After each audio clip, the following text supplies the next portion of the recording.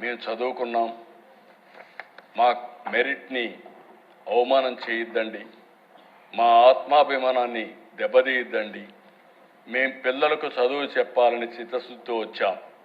మా జీవితాలకు కూడా ఉద్యోగం అవసరం. అదే సమయంలో మేము పిల్లలకు చదువు చెప్పగలుగుతాం.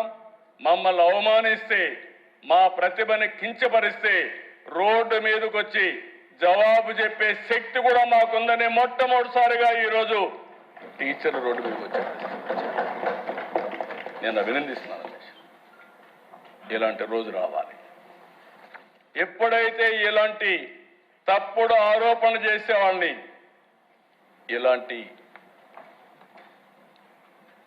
ప్రతిభ ఉండేవాళ్ళందరూ చెప్పగలిగితే అది కరెక్ట్ అయినటువంటి ఫిట్టింగ్ రిప్లై. అధ్యక్ష, వీళ్లే కాదు అధ్యక్ష, ఉద్యోగాలు రాని వాళ్ళు కూడా ఒక్కరు వెళ్తా రాలేదు.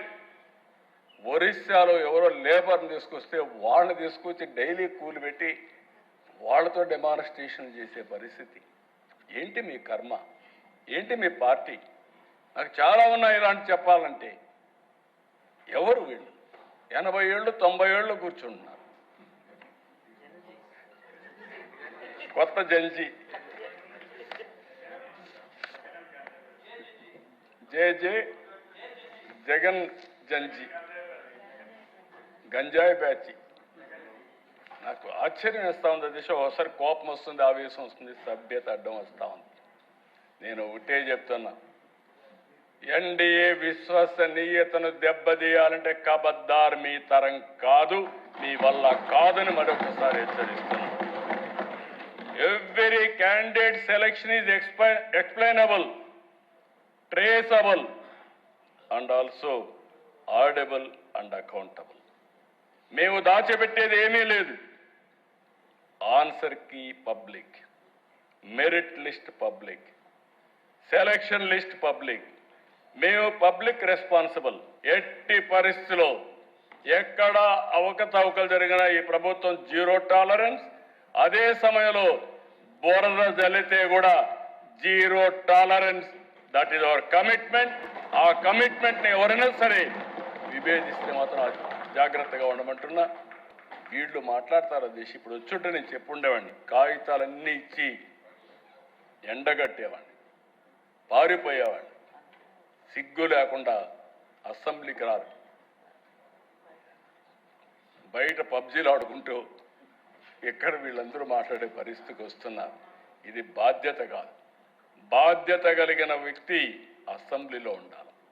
బాధ్యత కలిగిన వ్యక్తులు అసెంబ్లీకి వచ్చి మీరు డిమాండ్ చేస్తే డెఫినెట్గా మీరు చెప్పేది వాస్తవం అయితే మేము కరెక్ట్ చేసుకుంటాం. మీరు చెప్పేది వాస్తవం కాకపోతే మీరు మీ ద్వారా ప్రజలకు మీరు చెప్పేది అబద్ధమని నిలదీస్తాం. రెంట్కి లేకుండా బయట చేస్తాం, కౌన్సిల్ జరగనీయం, మేము ఇదే చేస్తామంటే ఏమీ సాధ్యం కాదు.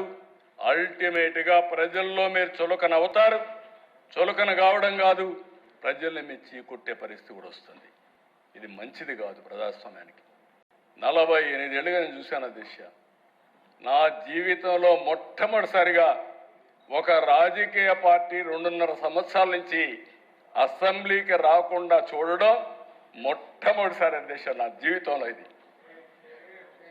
ఇది దీనికంటే ఏం కావాలి అధ్యక్ష? వీళ్ళకి మళ్ళా జీతాలు తీసుకుంటున్నారు, మళ్ళా వీళ్ళకి ప్రివిలేజెస్ కావాలి బయట. ఏంటి అధ్యక్ష ఇది? బాధ్యత ఉండాలి. నేను అందుకే చెప్పాను, నేను 2047 ప్రతి ఒక్కరికి అది ఉంది. నేను అక్కడ ఉండేవాళ్ళు ఏం చేశారో వాళ్ళు ఆలోచించుకోవాల్సిన అవసరం ఉంది. కాబట్టి మళ్ళీ చెప్తున్నా, ఎక్కడా అవకతవకలు జరగలేదు, జరిగితే ఉపేక్షించే సమస్య లేదు.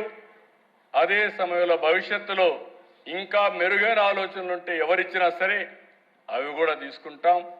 ఇంకా పగడ్బందీగా భవిష్యత్తులో పరీక్షలు కండక్ట్ చేయడానికి ఈ ప్రభుత్వం సిద్ధంగా ఉన్నామని మరొక్కసారి తెలియజేసుకుంటూ, ఈ విషయాన్ని చదివించే తల్లిదండ్రులు అర్థం చేసుకోవాలని కోరుతున్నా.